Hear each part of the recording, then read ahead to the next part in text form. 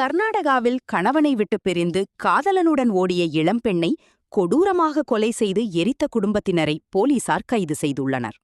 கர்நாடக மாநிலம் பெலகாவி மாவட்டத்தைச் சேர்ந்தவர் சத்யவா. இவர் சந்தோஷ் என்பவரை திருமணம் செய்து வாழ்ந்து வந்தார். இதனிடையே சத்யவாவுக்கு அதே பகுதியைச் சேர்ந்த கிருஷ்ணா என்பவருடன் திருமணத்தை மீறிய உறவில் பழக்கம் ஏற்பட்டுள்ளது. மேலும் இருவரின் தகாத உறவும் குடும்பத்தினருக்கு தெரியவந்துள்ளது. இதனால் சத்யவாவை குடும்பத்தினர் கடுமையாக கண்டித்துள்ளனர். இருப்பினும் கிருஷ்ணாவுடனான பழக்கத்தை அவர் தொடர்ந்துள்ளார். ஒரு கட்டத்தில் வீட்டை விட்டு அவருடன் சென்றுவிட்டார். இருவரும் தலைமறைவாக சில மாதங்கள் வாழ்ந்தனர். சத்யவா இப்படி செய்துவிட்டாரே என அவரது கணவன் கடும் சோகத்தில் மூழ்க, மகள் இப்படி செய்துவிட்டாரே என அவரது தந்தை கடும் ஆத்திரத்தில் இருந்துள்ளார். இதற்கு நடுவே மகள் எங்கோ காணாமல் போனதாக போலீசில் புகாரளித்தும் தேடி வந்தனர். இதற்கிடையே 3 மாதங்களுக்குப் பிறகு மார்ச் 13ஆம் தேதி சத்யவாவை அவரது குடும்பத்தினர் கண்டுபிடித்ததாக தெரிகிறது. மகாராஷ்டிரா அருகே அவரது உறவினர் ஊரில் வாழ்ந்து வந்ததாகவும் தெரிகிறது. அதை கண்டுபிடித்த குடும்பத்தினர் பேச்சுவார்த்தைக்கு என அழைத்துச் சென்று சாதி வேறுபாடுகளை சுட்டிக்காட்டி கிருஷ்ணாவுடனான உறவை முறித்துக் கொள்ளுமாறு வற்புறுத்தியதாக தெரிய வந்தது. பலமுறை எச்சரித்தும் சத்யவா அந்த உறவை தொடர்வதிலேயே உறுதியாக இருந்தார்.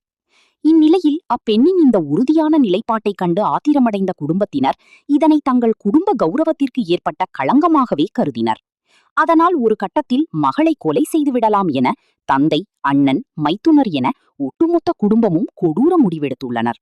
மேலும் மார்ச் 21ஆம் தேதியன்று அப்பெண்ணின் மாமா பிரகாஷ் பீமப்பா, சகோதரர் ஷனூர் சதாசிவ் மற்றும் மைத்துனர் மொராபாத் கல்லப்பா ஆகிய மூவரும் சேர்த்து அப்பெண்ணை வலுக்கட்டாயமாக விஷமருந்தச் செய்ததாக கூறப்படுகிறது. அதில் சத்யவா துடிதுடித்து உயிரிழந்தார்.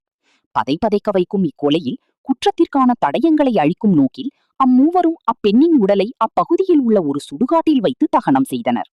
அப்போதுதான் சத்யவா காணாமல் போனது குறித்து கிருஷ்ணா பெலகாவியில் உள்ள ஒரு காவல் நிலையத்தில் புகார் அளித்ததை தொடர்ந்து போலீசார் விசாரணையில் இறங்கி இச்சம்பவத்தை கண்டுபிடித்துள்ளனர். கொல்லப்பட்ட அப்பெண்ணின் தாயார் அளித்த வாக்குமூலத்திலேயே கொலையாளிகள் மூவரும் கைது செய்யப்பட்டுள்ளனர். விசாரணைக்கு பின்னர் அவர்களை நீதிமன்றத்தில் ஆஜர்படுத்தி சிறையில் அடைத்தனர். தகாத உறவால் கணவனை விட்டு பிரித்த மகளை பெற்ற தந்தையை மகனுடன் சேர்த்து விஷம் குடிக்க வைத்து கொன்ற சம்பவம் பெரும் அதிர்ச்சியை ஏற்படுத்தியுள்ளது.